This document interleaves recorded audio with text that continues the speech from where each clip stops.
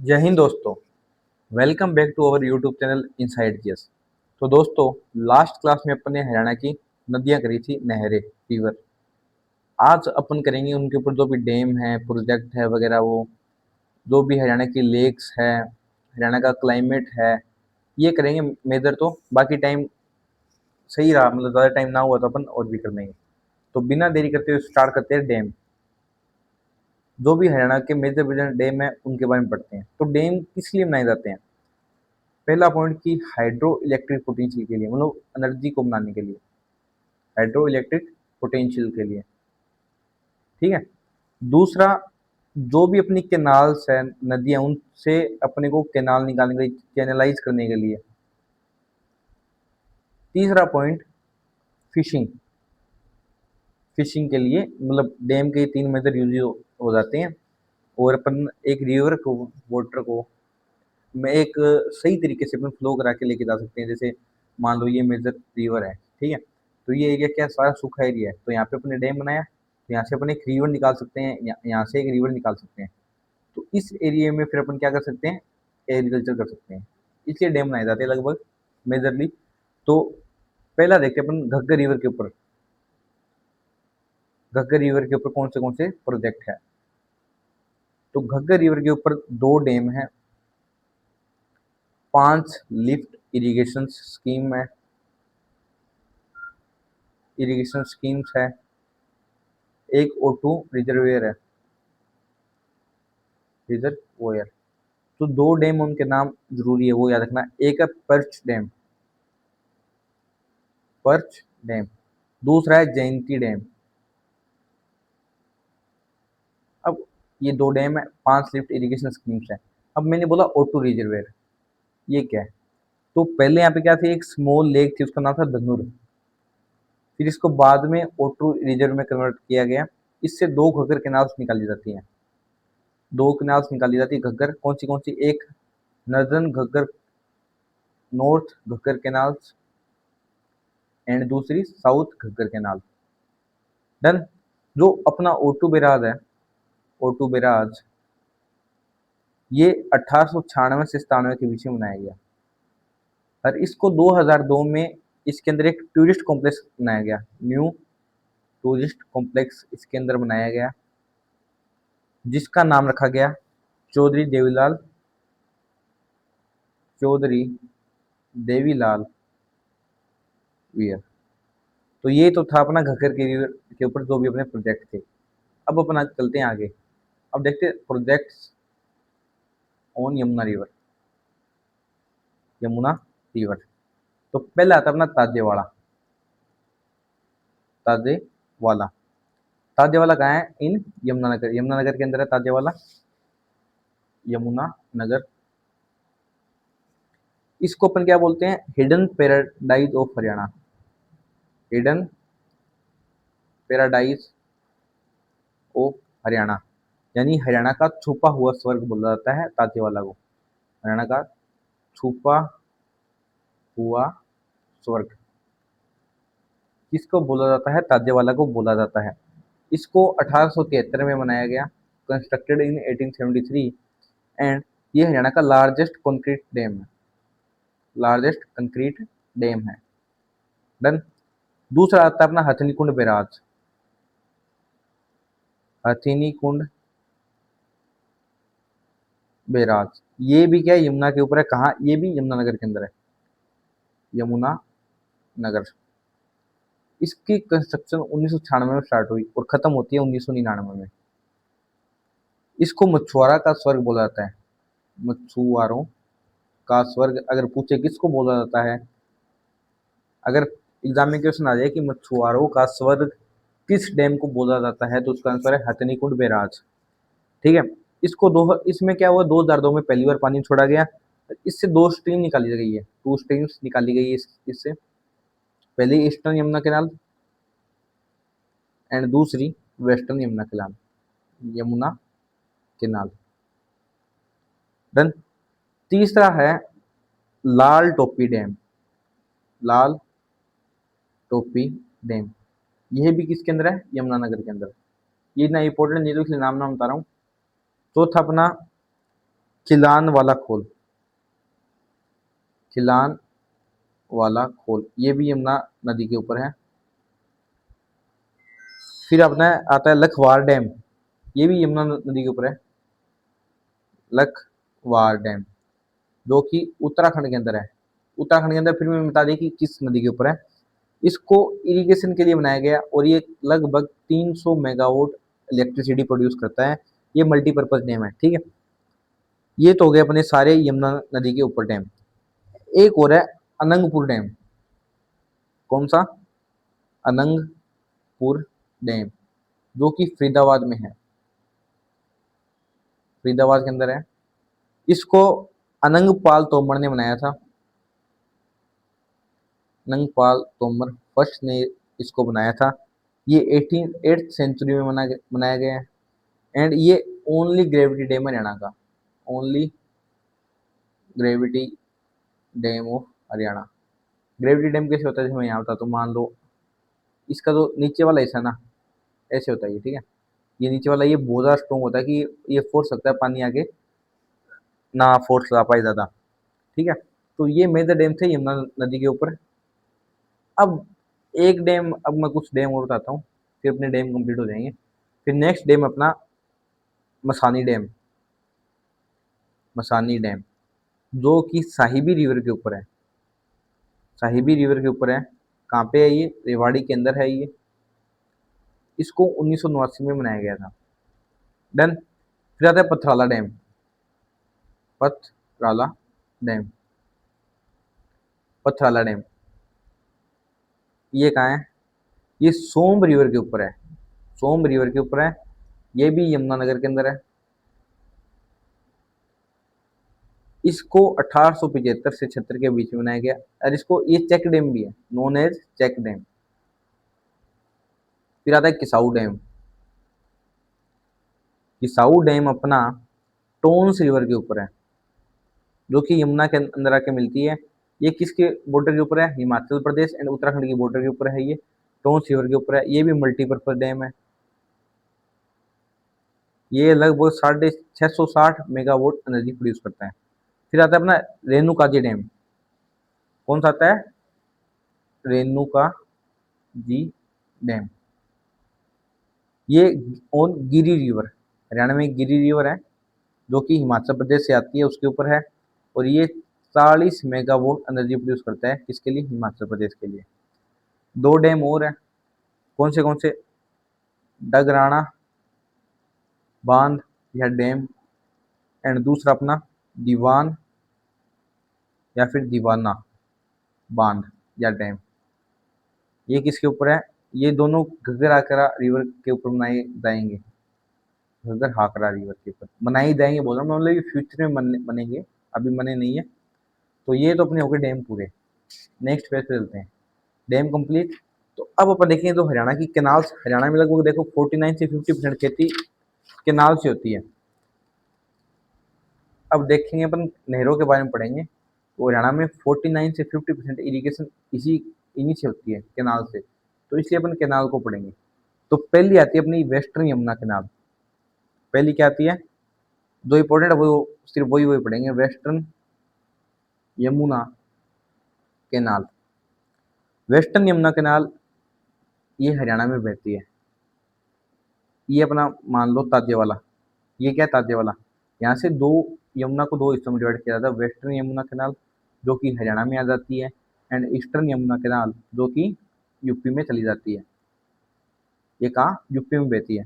Then western Yamuna canal के बारे में देखते हैं। इसकी खुदाई पहली बार कब हुई? 12th सेंचुरी के टाइम पे हुई। किसके द्वारा?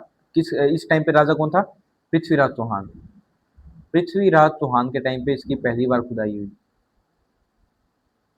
डन। दोबारा कब हुई इसकी? दोबारा दोबारा होती है 14वीं सदी के टाइम पे, 14th सेंचुरी में। 14th सेंचुरी टाइम पे होती है। इस टाइम पे राजा कौन थे? फिरोज शाह तुगलक। फिरोज शाह तुगलक। परंतु 18वीं सदी तक आते आते क्या हो जाता है? ये सेडिमेंट से फिल हो जाती है, सेडिमेंट से फिल हो जाती है, बंद हो जाती है।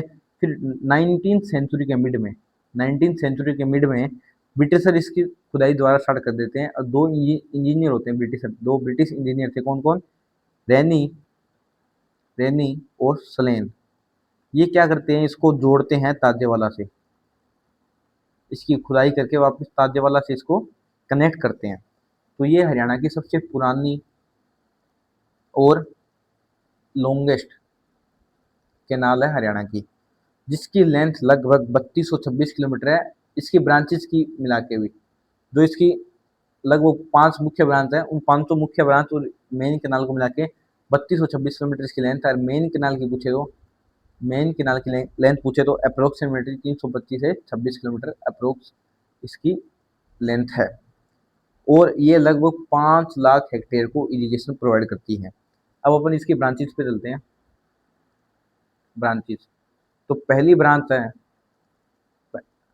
पैनल लगा देता हूँ, हाँ, पहली ब्रांच है जवाहरलाल नेहरू कनाल, जवाहरलाल नेहरू कैनाल, जवाहरलाल नेहरू कैनाल, जिसको अपन लाइफ लाइन बोलते हैं सदर्न हरियाणा की, तो known as life line of southern Haryana. Done.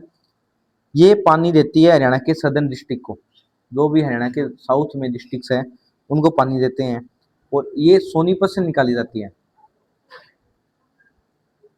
Sonipat से निकाली जाती है। तो ये जवाहरलाल नेहरू कैनाल कहाँ से निकाली जाती है, सोनीपत से निकाली जाती है, खुबड़ू हेड से। कौन से खुबड़ू हेड से, मैं हिंदी में लिख रहा हूँ क्योंकि हरियाणा देखिए इंग्लिश में पढ़ाई जाती है। खुबड़ू हेड से निकाली जाती है। 1976 में इसमें पहली बार पानी आता है। कब आता है, 1976 में इसमें पहली बार पानी छोड़ा जाता है। अब सेकंड ब्रांच अपनी सिरसा ब्रांच,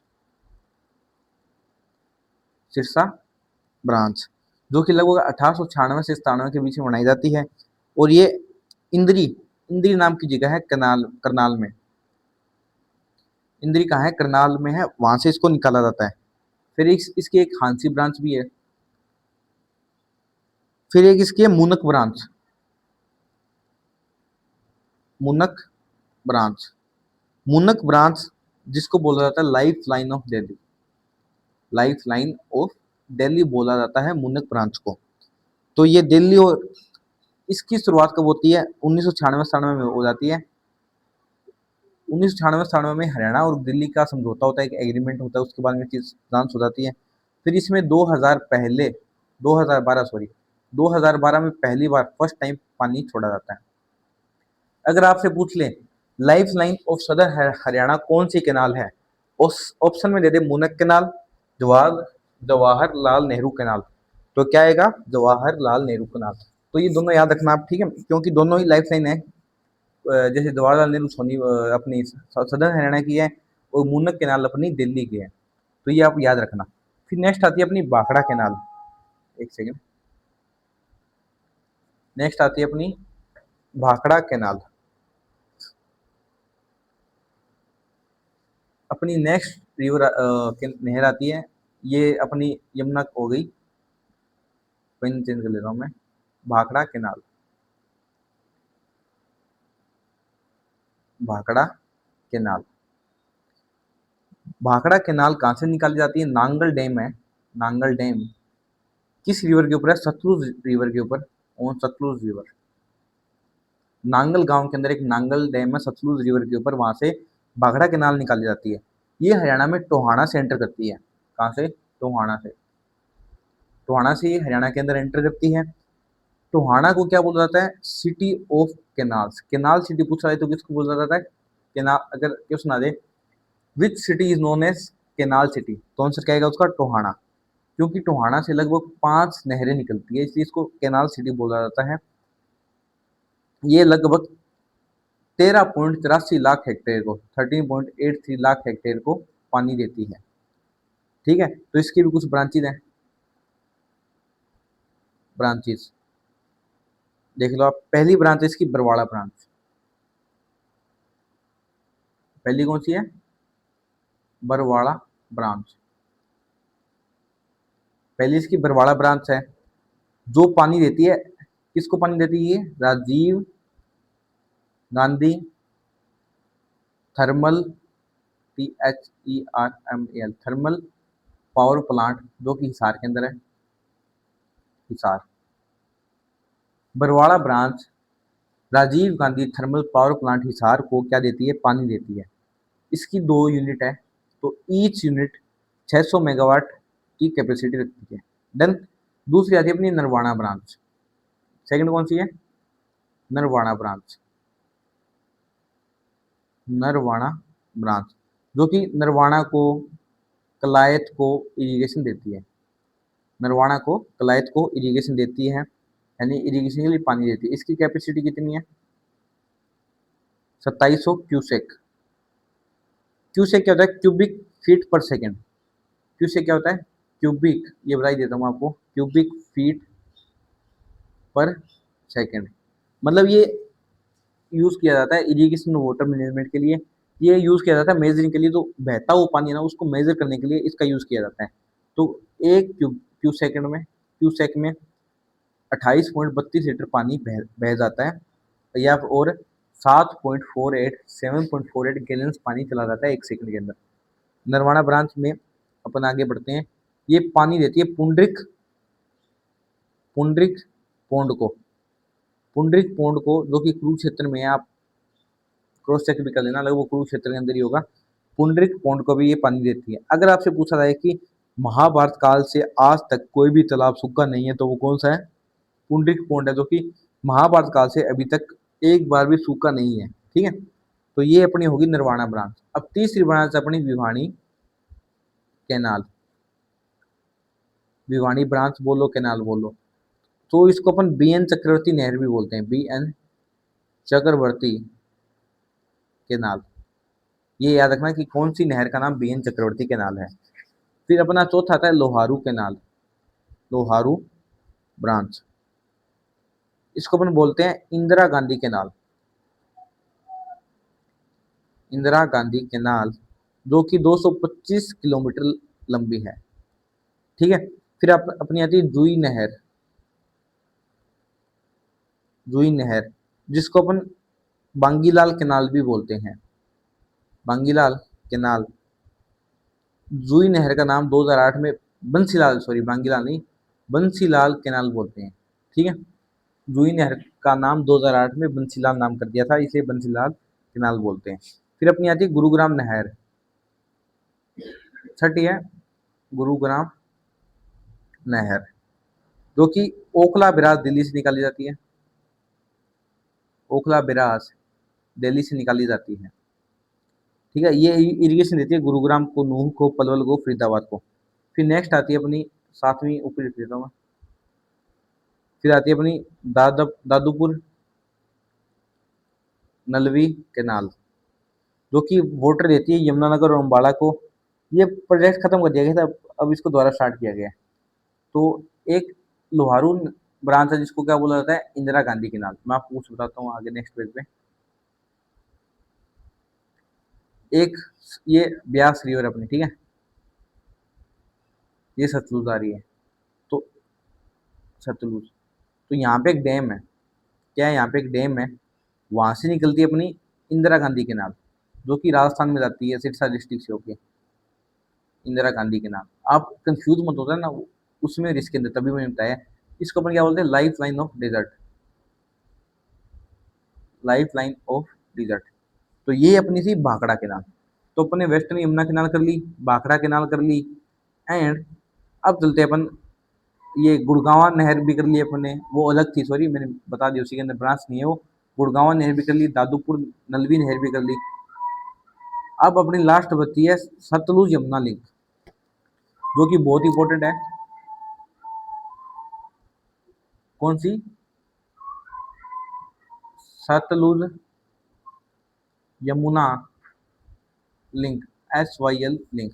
तो इसके लिंक कैनाल, SYL कैनाल, ये इसी के अंदर भी बता देता हूँ मैं, अपनी ज्योग्राफी, हरियाणा जी के ज्योग्राफी पार्ट 2 के अंदर भी। और मैं इसकी एक अलग वीडियो भी बनाऊंगा, क्योंकि ये बहुत इंपॉर्टेंट है, ये अपने स्टेट एग्जाम के लिए भी इंपॉर्टेंट है, सेंटर के एग्जाम के लिए भी इंपॉर्टेंट है, इसलिए मैं इसका एक अलग से वीडियो बनाऊंगा 10-15 मिनट की। और बाकी अभी तो मैं बताऊंगा। तो अपने ये क्या मेजर कॉन्फ्लिक्ट, अभी कॉन्फ्लिक्ट इशू है किसके बीच में, हरियाणा एंड पंजाब के बीच में। हरियाणा एंड पंजाब के बीच में सतलुज यमुना लिंक कैनाल बहुत ही मेजर इशू है कंफ्लिक्ट का। अब इसकी हिस्ट्री के बारे में पढ़ते हैं पहले। हिस्ट्री पढ़ते हैं अपन, मतलब बैकग्राउंड से चलेंगे पूरा। तो एक अपनी इंडस मेजर रिवर है। इंडस क्या मेजर रिवर है जो कि लद्दाख और जास्कर रेंज के बीच में बहती है। तो इंडस रिवर के बैंक इंडस रिवर के किनारे कारगिल है, तो ये भी आप याद रखना। तो इसकी 5 मेजर ट्रिब्यूटरी है। कौन सी है? 5 मेजर ट्रिब्यूटरीज कौन सी है? झेलम, चेनाब, रावी, ब्यास एंड सतलज। तो ये इसकी 5 महत्वपूर्ण ट्रिब्यूटरी है। टोटल मिला के कितनी हो गई है? 6 नदियां हो गई। डन। तो इंडस की सबसे लॉन्गेस्ट ट्रिब्यूटरी सतलुज है और लार्जेस्ट चेनाब है, ये आप याद रखना। तो फिर क्या होता है कि 1960 में 1960 में क्या होता है, इंडस वाटर ट्रीटी होती है। इंडस वाटर ट्रीटी ये इंडिया और पाकिस्तान के बीच में होती है और इसका इसको ब्रोकर कौन करता है? इसकी मध्यस्थता वर्ल्ड बैंक करता है। ये ट्रीटी क्यों होती है? क्योंकि जल संसाधन के प्रबंधन के लिए की जाती है। तो इसमें इसमें इन 6 नदियों को 2 हिस्सों में डिवाइड किया जाता है। Western flowing river river and eastern flowing river. तो अपनी वेस्टर्न फ्लोइंग रिवर में कौन सी आती है? इंडस आती है, Jhelum and Chenab. And eastern flowing river में अपनी सतलुज, रावी, ब्यास। तो जो ऊपर की 3 नदियां ना उसका पानी पाकिस्तान यूज करेगा, नीचे की 3 नदियों का पानी कौन यूज करेगा? इंडिया यूज करेगा। तो ये अपनी हिस्ट्री मैंने बताई है अभी तक। अपन आगे चलते हैं। तो ये इंडस वाटर ट्रीटी कब हुई, किसने करवाई, ये आप याद रखना, ये भी पूछा गया है। ठीक है। तो अब आगे क्या होता है कि जो ईस्टर्न फ्लोइंग रिवर है ना, ये तो इनका लगभग ड्रेनेज या कैचमेंट एरिया बोलो आप, इनका पानी जाता था जम्मू कश्मीर के अंदर। उस टाइम पंजाब, तो उस टाइम हरियाणा नहीं बना हुआ था, पंजाब के अंदर एंड राजस्थान के अंदर। ठीक है। तो जम्मू कश्मीर के अंदर जाता था 0.65 एम एफ ए, पंजाब के अंदर जाता था 7.2 एम एफ ए, राजस्थान के अंदर जाता था 8 M F, 8 M A F आएगा। ठीक है, ए एफ। दोबारा बता देता हूँ मैं, जो ईस्टर्न फ्लोइंग रिवर थी ना, तो जम्मू कश्मीर में जाता था 0.65 एम ए एफ, पंजाब में 7.2, राजस्थान में 8। अब होता क्या है कि इंडस वाटर ट्रीटी टाइम पे हरियाणा नहीं था। फिर 1966 आता है। क्या आता है? 1966 तब बन जाता है अपना हरियाणा। तो जब हरियाणा बनता ना, तो पंजाब का जो क्या था, 7.2 एम ए एफ था ना, इससे इसके अंदर से 3.5 एम ए एफ हरियाणा को दे दिया जाता है। हरियाणा को देने की बात होती है। तो इसके चलते क्या होता है, 1976 में जल का बंटवारा हो जाता है और इसको इसको अंतिम रूप देने के लिए क्या, Sutlej Yamuna link canal project start होता है। इसको अंतिम रूप, इस जल बंटवारे को अंतिम रूप देने के लिए सतलुज यमुना कैनाल अपना प्रोजेक्ट स्टार्ट होता है, जिसकी लेंथ रहेगी 212 किलोमीटर और हरियाणा के अंदर रहेगी 90 किलोमीटर, बाकी 122 पंजाब के अंदर। ठीक है। तो हरियाणा क्या करता है, हरियाणा 200 करोड़ रुपए उस टाइम पे पंजाब को देता है, क्योंकि पानी किसको चाहिए था, हरियाणा को चाहिए था, इसलिए हरियाणा 200 करोड़ रुपए पंजाब को दे देता है। 1980 तक है ना, 1980 तक हरियाणा अपना 90 किलोमीटर नहर का निर्माण पूरा कर देता है। लेकिन पंजाब क्या करता है, नहीं करता, पंजाब इसको साफ मना कर देता है। फिर 1981 में क्या होता है, फिर से समझौता होता है, फिर से समझौता हो जाता है। फिर 8 अप्रैल 1982 को इंदिरा गांधी इंदिरा गांधी कपूरी गांव में इस नहर के निर्माण कार्य की आधारशिला रखती है। क्या करती है, आधारशिला रखती है। तो कपूरी गांव है ना, ये पूछा जाए कहाँ है, तो ये है पटियाला के अंदर, पटियाला। समझे ना? अब ये मैंने अब तक क्या बताया। फिर 1900 फिर ऑपरेशन ब्लू स्टार होता है और इंदिरा गांधी की हत्या कर दी जाती है। फिर ऑपरेशन ब्लू स्टार की वजह से 1950 में क्या आती है, राजीव गांधी गवर्नमेंट आती है, राजीव गांधी गवर्नमेंट। तो इनके टाइम में एक अकॉर्ड साइन किया जाता है, साइन किया जाता है राजीव लोंगेवाड़ा अकॉर्ड। ये इनके टाइम पे साइन किया जाता है। तो ये अकॉर्ड होता है राजीव गांधी के बीच में और हरचंद सिंह लोंगेवाड़ा, जो कि सतलुज यमुना लिंक को स्टार्ट करने के लिए किया जाता है। फिर होता क्या है कि जो हरचंद सिंह लोंगेवाड़ा होता है ना, सिंह लोंगेवाड़ा, इनकी हत्या कर दी जाती है 1985 के अंदर। और उस टाइम पे कुछ मजदूरों की भी हत्या की जाती है, जो भी SYL के लिए जाते हैं काम करने के लिए, मजदूर मिस्त्री, उनकी भी हत्या कर दी जाती है। फिर 1990 में क्या होता है, 1990 में बलविंदर सिंह बलविंदर सिंह जटाना, ये एक बंदा होता है जो क्या करता है, चलती मीटिंग में दो बंदों की हत्या कर देता है। अवतार सिंह ओलख ओलख एंड अहमद सिकरी। तो ये बलविंदर सिंह जटाना इन दोनों की गोली मार के हत्या कर देता है। फिर इन दोनों की क्योंकि ये SYL के सपोर्ट में थे, तो इनकी गोली मार के हत्या कर देता है। और मीटिंग में जितने भी SYL यानी सतलुज यमुना लिंक के नाम से रिलेटेड डॉक्यूमेंट थे, वो सभी को जला देता है, मतलब सबूत मिटा देता है।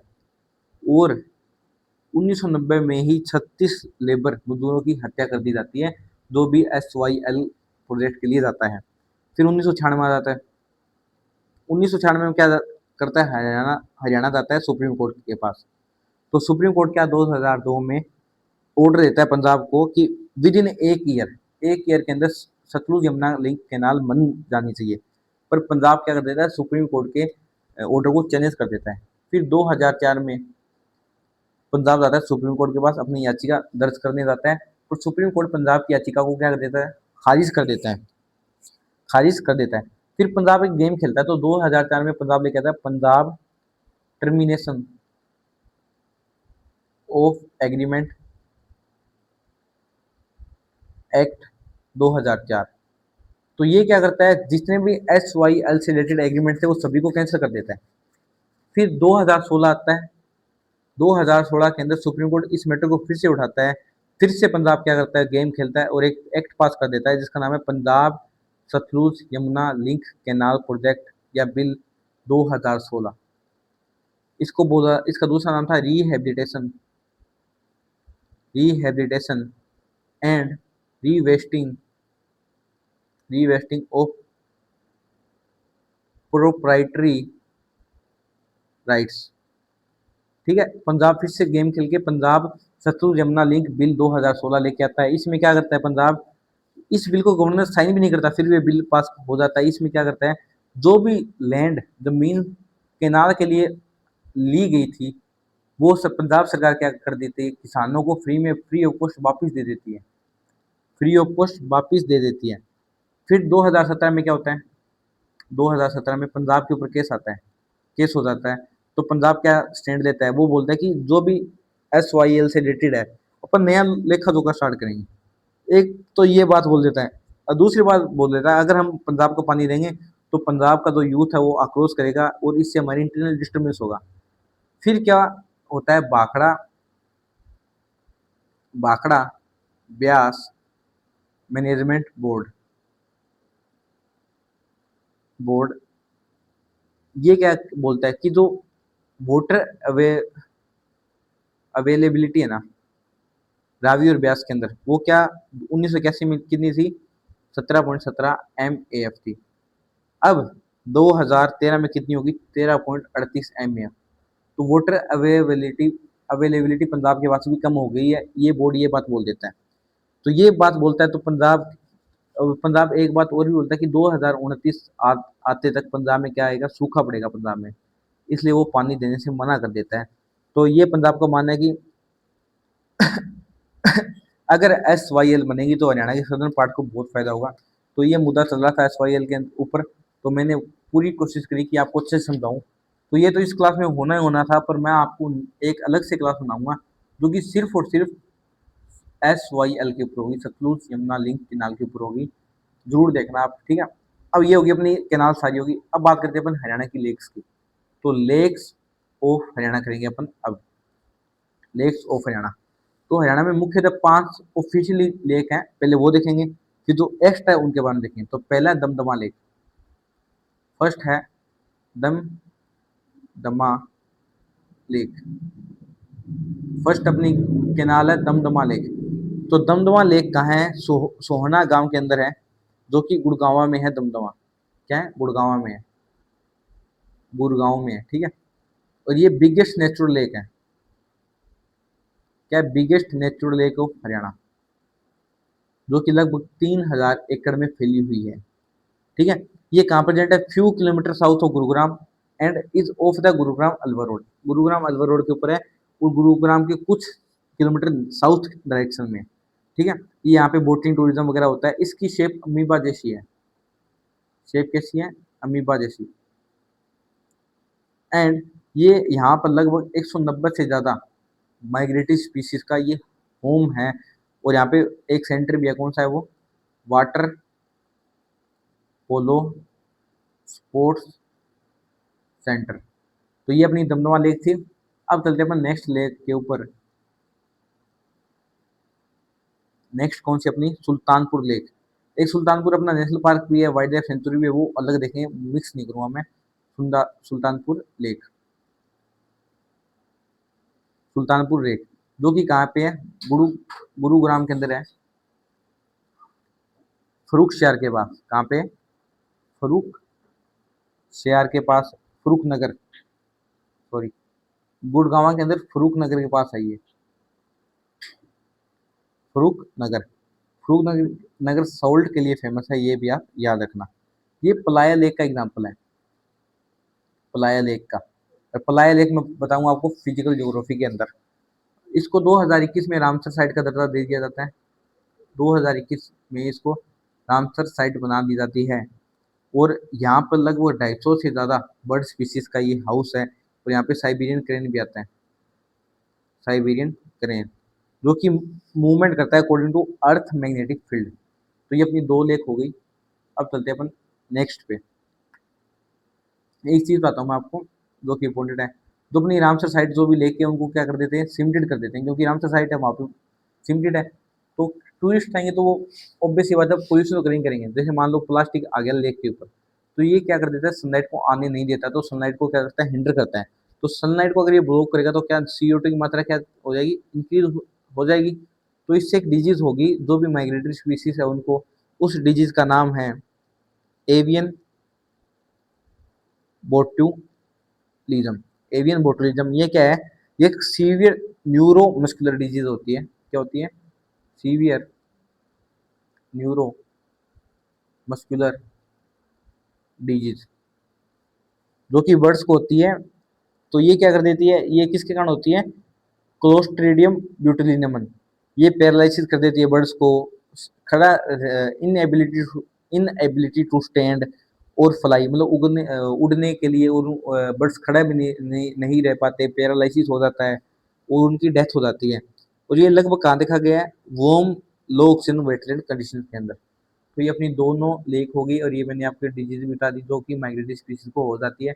अब अपन अपनी नेक्स्ट लेक के पास चलते हैं, जिसका नाम है बिंडावास लेक। बिंडावास लेक ये कहाँ है? झज्जर के अंदर। जितने भी पीछे वोस वास लगे ना, बिंडावास, खप्परवास, वो सारी झज्जर के अंदर है। तो ये कहाँ है? झज्जर के अंदर। ये लगभग 1074 एकड़ में फैली है। इसको भी 2021 में रामसर साइट का दर्जा दे दिया जाता है। इसको सुंदर झील के नाम से भी जाना जाता है। इसका दूसरा नाम क्या है? सुंदर झील। तो अगर पूछ ले एग्जाम में कि सुंदर झील नाम से किस झील को जाना जाता है, तो उसका आंसर आएगा भिंडावास लेक। तो 2009 में बर्ड सेंचुरी भी इसको बना दिया जाता है।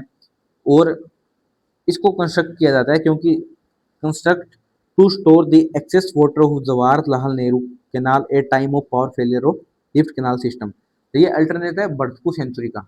ये किसका अल्टरनेट है? अल्टरनेट भी यही है, भरतपुर सेंचुरी, जो कि राजस्थान में है। क्योंकि भरतपुर सेंचुरीज पर भी माइग्रेटरी स्पीशीज आती है। और ये झज्जर दादरी अप्रोच रोड के अलोंग सिचुएटेड है। और इसके अंदर स्मॉल स्मॉल आइलैंड भी है, स्मॉल स्मॉल आइलैंड्स भी इसके अंदर है। और ये 250 से ज़्यादा स्पीशीज का हाउस है, होम है, घर है। अब अपनी नेक्स्ट है कर्ण झील। कौन सी है नेक्स्ट? चौथी अपनी है कर्ण झील। कर्ण झील एक मिनट।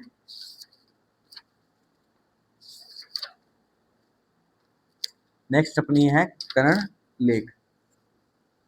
पेन चेंज कर लेता हूँ मैं, पेन चेंज। कर्ण लेक। तो कर्ण झील कहाँ है? उचाना करनाल के अंदर है। उचाना करनाल के अंदर अपनी कर्ण झील है। ठीक है। इसकी शेप वृत्त आकार जैसी है, वृत्त आकार। 1972 के अंदर इसको पर्यटन स्थल घोषित कर दिया जाता है, पर्यटन स्थल घोषित कर दिया जाता है। और ये लगभग 125 किलोमीटर दूर चंडीगढ़ से है और 125 किलोमीटर दूर ही दिल्ली से है, और ये मिडवे में है, कहाँ पे, ग्रैंड ट्रंक रोड के ऊपर। तो ये भी बोला जाता है कि कर्ण महाभारत टाइम पर इस झील में स्नान करने आते थे। ठीक है, तो अपनी नेक्स्ट और आखिरी पांचवी झील है, जो कि ऑफिशियली 5 झीलों में से है, टिक्कर ताल झील। टिक्कर ताल, जो कि कहाँ है, मोरनी हिल्स पंचकुला के अंदर है, पंचकुला के अंदर। मोरनी हिल्स कहाँ है, low lying areas of Shivalik range. तो ये अपनी 500 झील हो गई इंपॉर्टेंट, जो कि ऑफिशियली थी। अब कुछ अलग भी है, जैसे एक है बड़खल लेक, बड़खल लेक, जो कि फरीदाबाद के अंदर है, फरीदाबाद, जो कि 1947 में बनाई गई थी इरिगेशन के पर्पज के लिए। तो इसका फॉर्मेशन पता कैसे किया गया, अरावली की 2 पहाड़ी काट कर इसको बनाया गया 1969 में। 1969 में इसको भी पर्यटन स्थल घोषित कर दिया जाता है, पर्यटन स्थल बना दिया जाता है इसको, स्थल 1969 में। तो वसंत ऋतु के टाइम पर यहाँ पे फ्लोवर शो का आयोजन किया जाता है। फिर आता है अपना सूरज कुंड, सूरज कुंड लेक। ये भी कहाँ है, फरीदाबाद के अंदर है, फरीदाबाद। इसको मयूर झील भी बोला जाता है, क्या, मयूर लेक भी इसको बोला जाता है। और इसको सूरजपाल तोमर मनवाते हैं। अपनी निटारिका भी झील है, खूनी झील भी है। फिर नूह, नूह के अंदर कौन सी झील है, नूह के अंदर एक तो अपनी उजीना, उजीना लेक, चंदेला लेक, कोटला झील। कोटला झील क्या है, मेन मेड है, मेन मेड, कोटला झील, संगेल झील। तो ये तो अपनी नूह के अंदर है। ठीक है, गुरुग्राम के अंदर कौन सी है, लिख देता हूं मैं। ठीक है, गुरुग्राम, गुरुग्राम के अंदर है अपनी Sultanpur lake, Sultanpur Khalilpur, Sultanpur Khalilpur, Basai lake, Basai lake, Pincho Khera pond, Pincho Khera pond. ये भी कहाँ पे है, गुड़गांव के अंदर। इसको भीमकुंड नाम से भी जाना जाता है, भीमकुंड लेक। देन पलवल के अंदर कौन सी अपनी, पलवल के अंदर क्या है, डाबचिक लेक, जिसको डाबचिक टूरिस्ट कॉम्प्लेक्स भी बोला जाता है। फिर आता है अपना कुरुक्षेत्र। कुरुक्षेत्र इंपॉर्टेंट है, तो अपन नेक्स्ट पेज ही ले लेते हैं। कुरुक्षेत्र, कुरुक्षेत्र के अंदर है अपना सनीसा झील, सनीसा झील। फिर आता है अपना सनहित झील, सनहित झील। सनहित झील क्या है, ये बोल रहा था कि यहाँ पे कॉन्फ्लुएंस था सेवन रिवर का, सेवन होली रिवर का कॉन्फ्लुएंस इसी लेक में था, कॉन्फ्लुएंस, इसलिए इसका नाम सनहित झील रखा गया। और यहाँ पे भगवान विष्णु का स्थायी निवास था, ये भी बोला जाता है। और ये भी बोला जाता है कि मान लो किसी की उम्र पूरी होने से पहले मृत्यु हो जाती है, भटक, तो बोलते हैं इनकी आत्माएं भटक रही है, तो भटकती आत्माओं से छुटकारा पाने के लिए इस झील में स्नान किया जाता है, ये भी बोला जाता है, मैथोलॉजिकल स्टोरीज है। फिर आता है अपना ब्रह्म सरोवर। तो ब्रह्म सरोवर के लिए मैं पेन चेंज कर लेता हूँ, हाँ, ब्रह्म सरोवर, ये इंपॉर्टेंट है इसलिए। पहली बात तो ये एशिया का लार्जेस्ट पक्की ईंटों से बना हुआ सरोवर है, ये आप याद रखना। ठीक है, ब्रह्म सरोवर, ब्रह्म सरोवर का वर्णन आईने अकबरी के अंदर भी किया गया है, आईने अकबरी के अंदर भी ब्रह्म सरोवर का वर्णन किया गया है। आईने अकबरी के अंदर इसको लघु रूप सागर कहा गया है, लघु रूप सागर के नाम से इसको कहा गया है। ब्रह्म सरोवर एशिया का लार्जेस्ट पक्की ईंटों से बना हुआ सरोवर है। इसका वर्णन आईने अकबरी, जो कि अबुल फजल के द्वारा लिखी गई है, उसके अंदर भी किया गया है। और आईने अकबरी के अंदर इसको लघु रूप सागर के नाम से जाना जाता है या वर्णन किया गया है। ये भी बोला जाता है कि दुर्योधन, धन।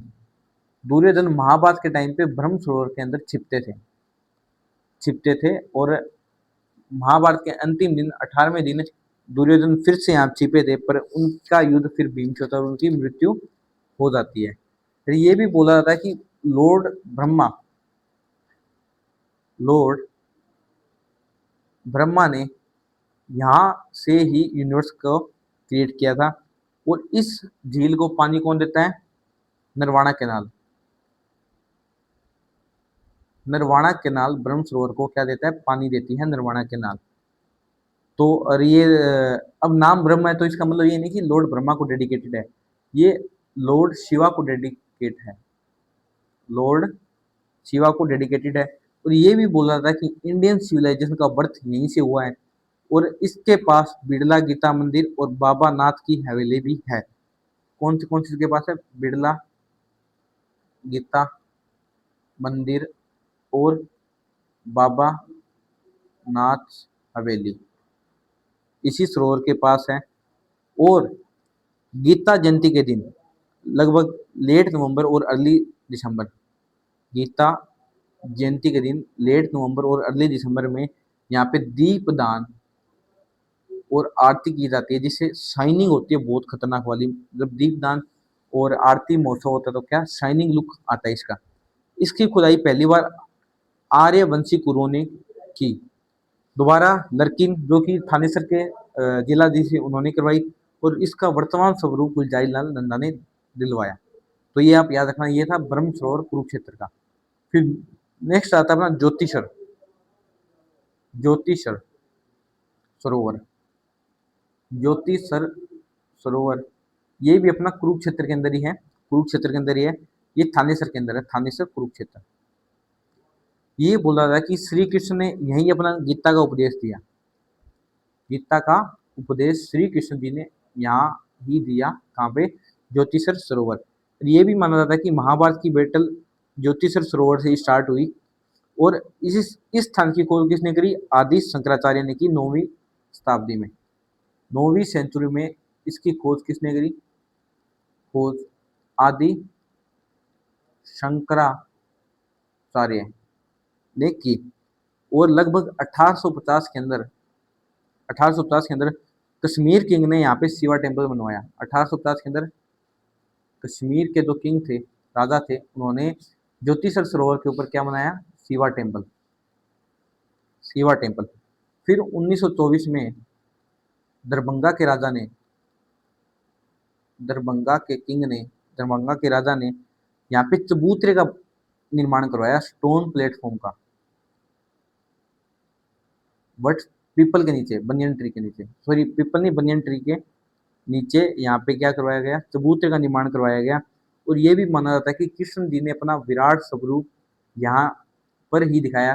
किसको? अर्जुन को, क्योंकि अर्जुन ने युद्ध करने से मना कर दिया था कि क्योंकि सामने क्या हमारे अपने ही है। फिर कृष्ण जी ने बोला कि मैं ही हूँ जो करने वाला हूँ, मैं ही विधाता हूँ। और वहाँ उन्होंने यहाँ पे अपना अर्जुन को अपना विराट स्वरूप ज्योतिषर सरोवर पे ही दिखाया था, ये भी माना जाता है। फिर 1967 में 1967 में शंकराचार्य ऑफ कांची कामाकोटि पीठ। कौन? शंकराचार्य ऑफ कांची कामा कोटि पीठ ने एक चेरियोट इंस्टॉल किया, चेरियोट का इंस्टॉलेशन किया, जो कि दिखाता था गीता उपदेश। और ये प्लेटफॉर्म ईस्ट की तरफ देख रहा था। तो ये था अपना ज्योतिषर सरोवर। फिर नेक्स्ट आता है अपना पांडुरिक सरोवर या पांडुरिक पौंड। ये भी अपना कहाँ है? ये भी अपना कुरुक्षेत्र के, नहीं, कैथल के अंदर है। ये भी पुंडरिक सरोवर, ये अपना कैथल के अंदर है, ये कैथल के अंदर है। और इसका जिक्र महाभारत के अंदर, महाभारत एंड वामन पुराण के अंदर पांडुरिक सरोवर का जिक्र किया गया है। ठीक है। और ये भी बोला था कि महाभारत से आज तक ऐसा तालाब जो कभी नहीं सूखा, वो कौन सा है? पांडुरिक तालाब। और ये बोल रहा था कि चैत्र मास की शुक्ल पक्ष की 10वीं को अगर कोई भी पर्सन यहाँ पे स्नान करने आता है स्नान करने आता है, तो ये माना जाता है कि जो महाभारत के पांडुरिक यज्ञ हुआ था ना महाभारत के टाइम पे, उसके बराबर फल मिलता है। उसके बराबर फल मिलता है अगर कोई चैत्र दशमी, चैत्र के शुक्ल पक्ष की दशमी को यहाँ पर स्नान करने आता है तो। ये थी अपनी दोस्तों मेजर मेजर लेक्स। जैसे कुछ लेक्स और है, मैं उनके नाम बता देता हूँ कहाँ है, बस वही पूछा जाएगा। जैसे अपनी नेक्स्ट है तिलियार लेक, तिलियार लेक जो कि रोहतक के अंदर है। फिर श्यामसर सरोवर, श्याम सर सरोवर जो कि चरखी दादरी के अंदर है। गौकर्ण का तालाब, गौ कर्ण का तालाब या पोंड, ये कहाँ पे है? पोंड रोहतक के अंदर है। डाबर झील, डाबर झील कहाँ पे है? सोनीपत के अंदर। सोनीपत के अंदर कहाँ है? मूर्छल के अंदर। राव तेजा सिंह का तालाब रेवाड़ी के अंदर है। और आमटी तालाब हांसी के अंदर है। आमटी कहाँ है? हांसी के अंदर। और राव तेज सिंह का तालाब रेवाड़ी के अंदर है। लास्ट है सुखना लेक जो कि चंडीगढ़ के अंदर है, उसको देख लेते हैं। सुखना लेक, सुखना लेक लगभग 3 किलोमीटर एरिया में फैली हुई है। ये रेन फेड लेक है। ये चंडीगढ़ के अंदर है। 1958 में इसका निर्माण हुआ। 1958 में इसका सुखना चूहे को रोककर निर्माण किया गया। ये क्या एक सीजनल स्ट्रीम थी जो कि शिवालिक से आती थी। इसके इसका भी शेप या आकार किसने दिया? ली कार्बूजियर, जो कि चंडीगढ़ के आर्किटेक्ट थे, ये फ्रेंच आर्किटेक्ट थे। और ये एक वेटलैंड है। और ये हाउस है माइग्रेटरी स्पीसीज का। कौन सी मेन, तीन तीन मेन स्पीसीज है, तीन मेन माइग्रेटरी स्पीसीज है उनका ये घर है। कौन सी है वो? क्रेन्स, स्टोर्क्स और साइबेरियन डक, इनका ये क्या है? घर है। और यहाँ पे मैंगो फेस्टिवल भी आयोजित किया जाता है, मैंगो फेस्टिवल मॉनसून के टाइम पे। और ये लॉन्गेस्ट चैनल है, longest channel, longest channel for rowing and yachting events in Asia. और सुखना लेक को जीवित व्यक्ति के बराबर दर्जा दिया गया है, जीवित व्यक्ति के बराबर दर्जा दर्जा दिया गया है। तो ये अपनी सारी लेक्स कंप्लीट। अब दो टॉपिक और करेंगे आज की क्लास में। नेक्स्ट पे लेते हैं। पहला करेंगे क्या? क्लाइमेट, हरियाणा का क्लाइमेट। एंड दूसरा करेंगे सोइल। Wait a minute. तो अब करते हैं अपन क्लाइमेट। तो एक टर्म होती है क्लाइमेट एंड वेदर। इनके बीच में डिफरेंस क्या होता है? वेदर क्या होता है? Momentary state of atmosphere. और लगभग एक वीक या एक दिन में चेंजेस हो जाते हैं वेदर के अंदर। पर क्लाइमेट क्या होता है? एक लगभग लॉन्ग पीरियड होता है वेदर का। लगभग 30 से 50 साल का होता है ये पीरियड। इसमें 30 से 50 साल के बाद में चेंज होते हैं। और ये एवरेज होता है वेदर कंडीशन का, average of weather conditions over a longer period of time noted after 30 to 50 years. और वेदर क्या होता है? मौसम। क्लाइमेट का मतलब होता है जलवायु। वेदर क्या होता है? Momentary state of atmosphere that can be quickly changes within a day and week. ये क्लाइमेट और वेदर था अपना। अब एक प्लेस के क्लाइमेट को कौन से फैक्टर इफेक्ट करते हैं? लेटीट्यूड, लेटीट्यूड इफेक्ट करता है। एल्टीट्यूड करता है। कॉन्टिनेंटलिटी इफेक्ट भी करता है, अफेक्ट करता है। और बहुत से वेक्टर हैं, तो मैं आपको फैक्टर ये डिफाइन नहीं करूंगा क्योंकि क्लास लंबी हो जाएगी। इसके लिए हमारी क्लास 11th की फिजिकल ज्योग्राफी की एनसीईआरटी सीरीज शुरू हो चुकी है, उसका एक चैप्टर हो चुका है। और उसमें ये आगे फिजिकल ज्योग्राफी में कि कौन से वेक्टर जो क्लाइमेट को अफेक्ट करते हैं वो करवा दिए जाएंगे। क्योंकि अभी तो वन शॉट क्लास ही चल रही है, तो इसलिए मैं नहीं बता रहा। अब बात करते हैं अपन हरियाणा की। हरियाणा कहाँ आता है? सब ट्रॉपिकल एरिया के अंदर आता है, सब ट्रॉपिकल एरिया के अंदर हरियाणा आता है। तो हरियाणा का क्लाइमेट कैसा है? उष्ण कटिबंधीय शुष्क महाद्वीपीय जलवायु, उष्ण कटिबंधीय शुष्क महाद्वीपीय जलवायु। हरियाणा में मुख्यतः एक्सट्रीम वेदर कंडीशंस होती है, ये आप याद रखना। और कोपन क्लासिफिकेशन के आधार पर, कोपन क्लासिफिकेशन के आधार पर हरियाणा में दो टाइप के क्लाइमेट पाए जाते हैं। फर्स्ट सेकंड, फर्स्ट अपना स्टीपी क्लाइमेट, कोपन के क्लासिफिकेशन के आधार पर हरियाणा में दो टाइप के क्लाइमेट पाए जाते हैं। पहला है स्टीपी क्लाइमेट, दूसरा है semi arid type of climate, जो कि आगे तीन टाइप का है। कौन सा? Semi arid. इसके तीन है, कौन से? पहला hot semi arid zone, hot semi arid zone, दूसरा है हॉट डिजर्टिक जोन, हॉट डिजर्टिक जोन, तीसरा है सॉरी हॉट सब ह्यूमिड जोन, हॉट सब ह्यूमिड जोन। जो हॉट सेमी एरिड जोन है ये कहाँ है?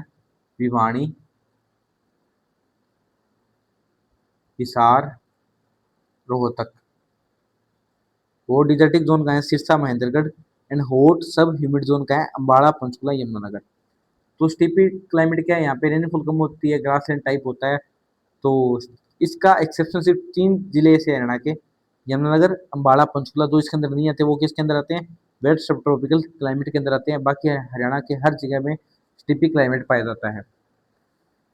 अगर इंडिया की क्लाइमेट की बात करें तो इंडिया क्लाइमेट किसके ऊपर डिपेंड है? मानसून के ऊपर डिपेंड है। तो इंडिया के अंदर 118 centimetre per year average rainfall होती है। और इंडिया किसके ऊपर डिपेंड है? मानसून के ऊपर डिपेंड है। तो इसलिए इसको क्या बोलते हैं? मॉडिफाइड सवाना क्लाइमेट भी इंडिया के मानसून क्लाइमेट को बोला जाता है, क्योंकि ये सवाना क्या ग्रासलैंड है कहाँ पे? अफ्रीका के अंदर। अफ्रीका के अंदर ग्रासलैंड को सवाना बोला जाता है। तो सिर्फ सहारा को छोड़कर ये सभी ये क्लाइमेट पूरे अफ्रीका में पाया जाता है। इसमें क्या होता है? 3 से 4 महीने रेनफॉल होती है, लगभग 75 से 80 सेंटीमीटर। और बाकी क्या होता है? ड्राई सीजन होता है। ये मानसून होती है इंडिया में, जो कि लगभग 118 सेंटीमीटर बारिश करती है। अब सीजन इंडिया के अंदर देखें तो मेनली 4 सीजन है। पहला है विंटर सीजन, विंटर सीजन जो कि होता है 15 दिसंबर से 15 मार्च तक। 15 दिसंबर से 15 मार्च तक क्या होता है? Winter season. उसके बाद में आता है समर सीजन, समर सीजन जो कि 15 मार्च से जून 15 तक होता है। फिर आता है मॉनसून सीजन, मॉनसून सीजन जो कि 15 जून से 15 सितंबर तक होता है। इसी टाइम पे लगभग 80 से 85% बारिश भारत में होती है। और लास्ट है कौन सा? रिटेटिंग मॉनसून सीजन जो कि 15 सितंबर से 15 दिसंबर के बीच में है। ये तो होगी इंडिया। अब अपने को हरियाणा की बात करनी है। हरियाणा में मेनली 3 सीजन पाए जाते हैं। पहला विंटर सीजन, दूसरा समर सीजन एंड तीसरा मॉनसून सीजन। तो विंटर सीजन कौन सा है? अपना नवंबर से मार्च के बीच में होता है। समर सीजन अपना मार्च से जून के बीच में होता है, जिसमें लगभग एवरेज टेम्परेचर 30 से 35 डिग्री होता है। और एवरेज बोल रहा हूँ, मैक्सिमम लगभग मैक्सिमम पहुंच जाता है 45 डिग्री तक भी। और समर सीजन के अंदर चलती है अपने लू, जो कि 3 से 4 डिग्री तापमान को बढ़ा देती है। लू इंडिया में कहाँ का इफेक्ट लू का इफेक्ट इंडिया में कहाँ कहाँ होता है सबसे ज़्यादा? पंजाब, हरियाणा, राजस्थान, वेस्टर्न यूपी और बिहार। अगर लू का एक्सटेंशन देखें तो पाकिस्तान से अपना बांग्लादेश तक इसका स्ट्रेच है। मॉनसून सीजन कब से कब होता है? लगभग जून से सितंबर अक्टूबर के बीच में अपना मॉनसून सीजन चलता है। इसमें मैक्सिमम बारिश होती है। और फिर आता है अपना विंटर सीजन जो कि नवंबर दिसंबर से मार्च तक होता है। विंटर के टाइम पे होती है रेनफॉल होती है। वो क्यों होती है? वो वेस्टर्न डिस्टर्बेंस के कारण होती है। वो भी आपको आपको फिजिकल ज्योग्राफी में बताएंगे। वेस्टर्न डिस्टर्बेंस के कारण कैसे होती है? फिर चलती है सब ट्रॉपिकल वेस्टर्ली जेट स्ट्रीम जो कि मेडिटेरियन रीजन से चलती है। वही बारिश का कारण है इंडिया में विंटर के टाइम पे बारिश का कारण। अब लास्ट टॉपिक होता है अपना सोइल। लास्ट है अपना सोइल, हरियाणा की मृदा के बारे में पढ़ेंगे। तो सोइल का फॉर्मेशन कैसे होता है? रॉक के बैकग्राउंड से होता है, जिसको अपन वेदरिंग भी बोलते हैं। वेदरिंग जो कि इन सितु होता है। क्या होता है? इन सितु। ये क्लाइमेट के ऊपर डिपेंड करती है सोइल, रिलीफ के ऊपर डिपेंड करती है और टाइम के ऊपर डिपेंड करती है सोइल। तो जैसे मान लो ये सोइल है, सोइल है तो ये ऊपर किसी को बोलते हैं टॉप सोइल। जिसको रूट जोन भी बोलते हैं, क्योंकि लगभग पेड़ों की जड़ें यहाँ तक ही जाती है, इसलिए इसको रूट जोन भी बोलते हैं। तो इंडिया की सोइल मेनली, इंडिया के अंदर मेनली 4 टाइप की सोइल होती है। एल्यूवियल सोइल, जिसको अपन जलोढ़ मृदा बोलते हैं। रेड सोइल, ये रेड एंड येलो सोइल भी होती है। तीसरी अपनी ब्लैक सोइल, जिसको काली कपास मृदा बोला जाता है। एंड चौथी है अपनी लेटराइट सोइल, लेटराइट सोइल। अब बात करेंगे अपन हरियाणा की। तो ये तो इंडिया थी, अब बात करते हैं हरियाणा की। तो हरियाणा के अंदर क्या है कि सोइल का classification physical physical and chemical properties के बेस पे हुआ है। वो किसने किया है? डॉक्टर जसवीर सिंह ने, जो कि एग्रीकल्चर साइंटिस्ट थे। उन्होंने इंडिया की हरियाणा की सोइल को 6 में डिवाइड किया है। पहली है लाइट सोइल, यानी कि हल्की मृदा। दूसरी है extremely light soil, extremely light soil यानी कि अत्यंत हल्की मृदा। तीसरी अपनी मीडियम सोइल, मीडियम सोइल। चौथी अपनी शिवाल heavy and very heavy soil, heavy and very heavy soil. पांचवी है अपनी Shivalik, piedmont and mountainous soil, चट्टानी मृदा। एंड लास्ट है अपनी जनरली हैवी सोइल। तो दोस्तों, थोड़े आज तबीयत खराब है तो मैं और नहीं लिख पाऊंगा, तो मैं आपको बोल के बता देता हूँ। आप जब सुनोगे तब आप लिख लेना, ठीक है। तो पहली अपनी लाइट सोइल। तो लाइट सोइल क्या है इसकी, इसको अपन दो में डिवाइड करते हैं। पहली आती है बालू दोमट मृदा, दूसरी होती है बलुई दोमट मृदा। पहली बालू दोमट मृदा, दूसरी है बलुई। मैं ये लिख देता हूँ, ये तो थोड़ा डिफिकल्ट नाम है ना।